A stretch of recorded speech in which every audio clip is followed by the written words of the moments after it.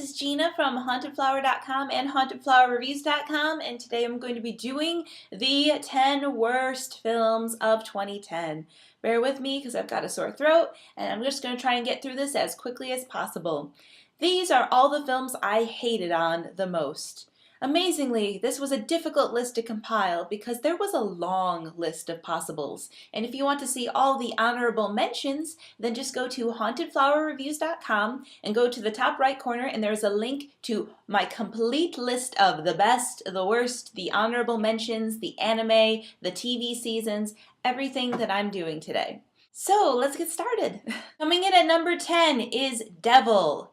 Why? Because if your toast lands jam side down, the devil is coming. And that just seems stupid to me. Also, this movie was so lacking in suspense that I was very close to falling asleep during it. Number 9, Cop Out. Kevin Smith wanted to make a movie with Bruce Willis, but he didn't write this one. It shows. It's annoying. Tracy Morgan needs to go away because he's painful to watch. Number 8, Cats and Dogs, The Revenge of Kitty Galore. How in the world did I even go see this movie? I never saw the first one. It was just plain awful.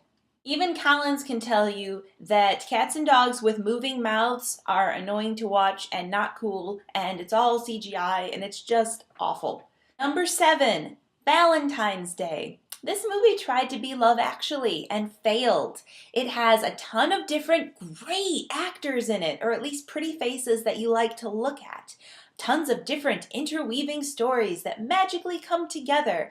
The problem is that if you even start to like one of these stories, their bits are so short you don't get to enjoy them. Did you want 5 minutes with Julia Roberts? Because that's what you get. Not that she's even a highlight in this movie. It was annoying, and I'm not really sure if we were supposed to learn any kind of lesson in here other than romance movies kind of make you want to gag when they're this mushy.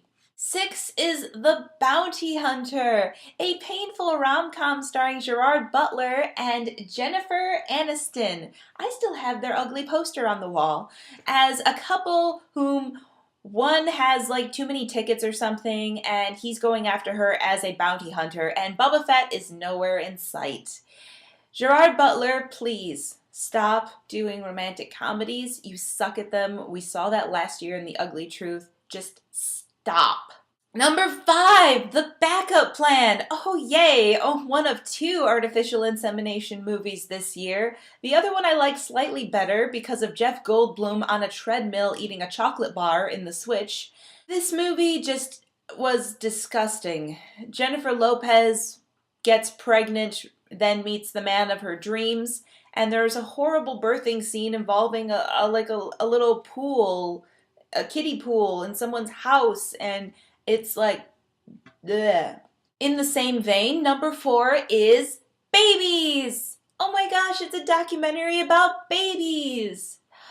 What's the problem? I really just don't like babies. I'm sorry, I don't. I don't like babies. I watched this movie and I don't like babies anymore. You know what I don't like about babies the most? The fact that babies crying on the screen and babies crying in the theater at the same time kind of makes me go nuts. Number 3 is The Last Airbender. The Last Airbender was one of the worst uses of 3D this entire year. It was less 3D than Clash of the Titans, which was very not 3D. What can I say? These kids were just terrible. You know, the main little kid, oh, everybody I knew died and I'm this sad. The crazy slow motion yoga, I'm doing a move now and it's going to do stuff. No, it doesn't do stuff.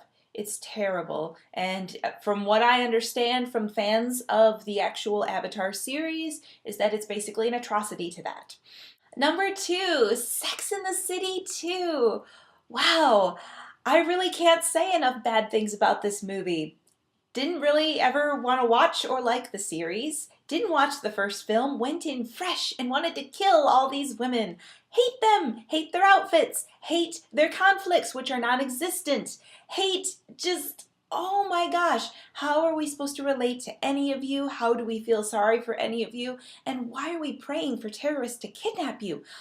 Because you suck. And the worst movie of 2010 is, without a doubt, Furry Vengeance. Brendan Fraser gets beat up by animals who don't like him because he's trying to destroy their home and build a subdivision. These animals get to have thought bubbles. In the opening scene, a forest creature actually runs a car off the road, and at that point you think that that character is dead. A little cute furry animal killed someone in the first 5 minutes of the movie. And plus, there's like a song at the end, a little song and dance. When your movie is horrible, you finish it up with a song and dance so people leave the theater slightly more happy. And Brendan Fraser in the yum sweatpants that are ill-fitting to him is not good. He needs to eat better and work out. It's not cool. So there you have it, my 10 worst of 2010. There were several other movies that I disliked quite a bit, and you can see all of those on my site. Just go to hauntedflowerreviews.com, look for the article link, see all the honorable mentions.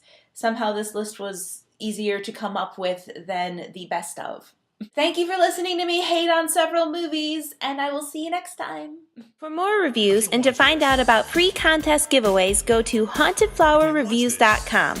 My reviews are also available as a podcast on iTunes. Search for Haunted Flower Reviews and subscribe and leave us feedback and comments.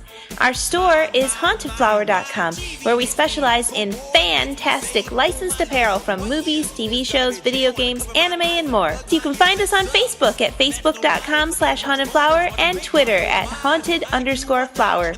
If you're local to the Indianapolis area, visit indiemojo.com for details on how you can win free screening passes.